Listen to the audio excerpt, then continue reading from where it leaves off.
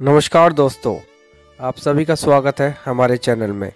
आज की कहानी है बेटे ने दिया अपनी माँ को धोखा। बेटे ने अमेरिका से अपनी माँ को फ़ोन किया। हेलो माँ, मैं रवि बोल रहा हूँ। कैसी हो माँ, आप ठीक हो? माँ ने कहा, मैं ठीक हूँ बेटे। ये बताओ कि तुम और बहू दोनों कैसे हो? हम दोनों ठीक हैं माँ। माँ, आपकी बहुत याद आती है। अच्छा सुनो माँ, मैं तुम्हें लेने अगले हफ्ते इंडिया आ रहा हूँ। माँ ने कहा, क्या बेटा? रवि ने कहा, हाँ माँ, अब हम सब एक साथ ही रहेंगे। आपकी बहू कह रही थी माँ जी को अमेरिका ले जाओ, वहाँ गांव में भी वह अकेली बहुत परेशान हो रही होंगी। तभी माँ की आंखों से खुशी के आंसू आने लगे। बेटे और बहू का प्यार अब उसकी नस नस में दौड़ने लगा था। तब रवि ने कहा, तुम सुन रही हो ना माँ?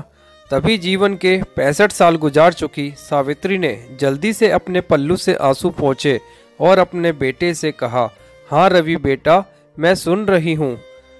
तब उसके बेटे ने कहा, माँ, मैं अब फ़ोन रखता हूँ और तुम तैयार रहना, मैं अगले हफ्ते ही इंडिया आ रहा हूँ। तभी रवि की माँ सावित्री ने पूरे गांव में दौड़ दौड़ कर ये खबर सबको सुना दी कि अगले हफ्ते मेरा बेटा रवि आएगा और मुझे हमेशा हमेशा के लिए अमेरिका लेकर जाएगा। तभी गांव के कुछ लोग खुश होकर सोचते हैं कि चलो, बेचारी सावित्री के पति तो गुजर गए, अब उनके गुजर जाने के बाद सावित्री अकेली है, अब कम से कम उसका बुढ़ापा तो बेटे के जरिए अमेरिका में सुख शांति से गुजर ही जाएगा। रवि अकेला ही गांव में आया था। आते ही उसने कहा कि माँ, हमें जल्दी ही वापस अमेरिका जाना है, इसीलिए जो भी रुपया पैसा किसी से भी लेना है वो लेकर रख लो, और तब तक मैं किसी प्रॉपर्टी डीलर से अपने इस मकान को बेचने की बात करता हूँ। माँ ने पूछा, मकान को बेचने की क्या ज़रूरत है रवि बेटा? रवि ने कहा, माँ, हमारे अमेरिका जाने के बाद इस मकान की देखभाल कौन करेगा? हम सब तो अब अमेरिका में ही रहेंगे। मकान बेचने की बात से ही बूढ़ी माँ की आंखों में मकान के कोने कोने ऐसे देखना शुरू कर दिया कि जैसे पता नहीं उसका क्या छूटने जा रहा है। तभी रवि ने उस मकान को जल्द से जल्द बेच दिया। मकान तो छोटा ही था, मगर मकान के आसपास की ज़मीन बहुत बड़ी थी, इसीलिए उस घर के ज़्यादा से ज़्यादा पैसे मिल गए। तभी रवि की माँ ने पूछा कि बेटा, अपना मकान कितने का बिका?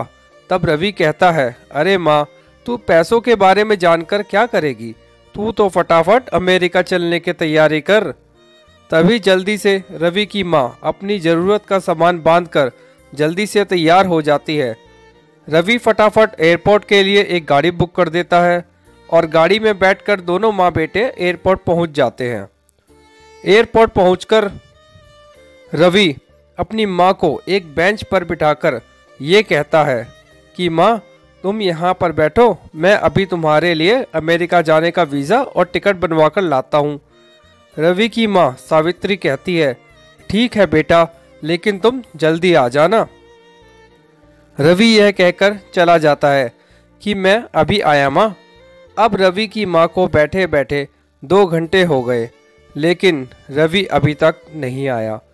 और अब रवि की माँ सावित्री बाहर बैठी हुई बार बार उस दरवाजे की तरफ देख रही थी जिससे रवि अंदर गया था, लेकिन वो अभी तक बाहर नहीं आया। शायद अंदर बहुत भीड़ होगी, ये सोचकर बूढ़ी आंखें उसी दरवाजे पर अपनी आंखें गड़ाए बैठी थी।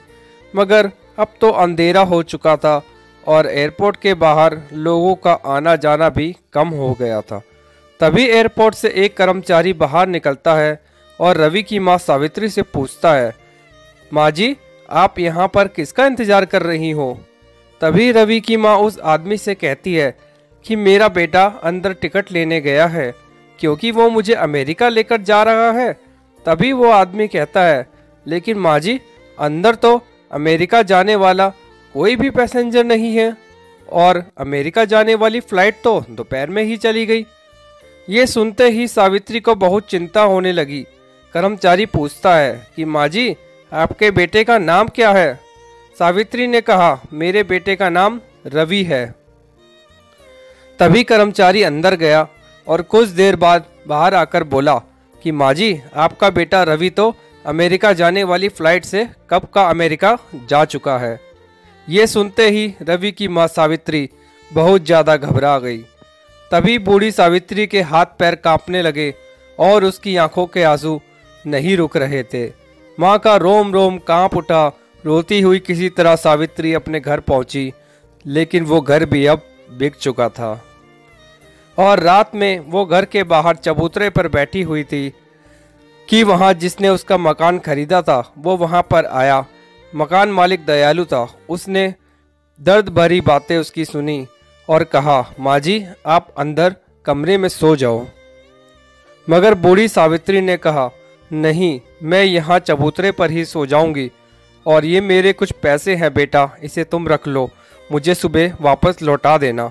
ये कहकर वो अंदर चला गया और फिर वो बूढ़ी सावित्री अपने मकान की तरफ देखती रही और देखते हुए रोने लगी और फिर भगवान से ये प्रार्थना करने लगी कि हे भगवान, मेरा बेटा रवि और मेरी बहू दोनों हमेशा खुश रहें जहाँ भी रहें। और रात में ही ना जाने कब रवि की माँ की मौत हो गई। तब सुबह मकान मालिक ने ही बूढ़ी सावित्री का अंतिम संस्कार किया। तभी वो मकान मालिक सोचने लगा कि हे भगवान, बूढ़ी सावित्री कितनी अच्छी थी, बेचारी अपने अंतिम संस्कार के पैसे भी खुद ही देकर गई। दोस्तों, रवि ने अपनी माँ के साथ कितना बड़ा धोखा किया। फिर भी उसकी माँ ने भगवान से यही कहा कि मेरे बेटे बहू हमेशा खुश रहें, और ये कहकर वो भगवान को प्यारी हो गई। आंखों से आंसू आने लग गए। दोस्तों, माँ बाप का दिल कभी मत दुखाना। दोस्तों, मेरी आपसे यही हाथ जोड़कर विनती है, क्योंकि माँ बाप के बिना कुछ भी नहीं इस संसार में।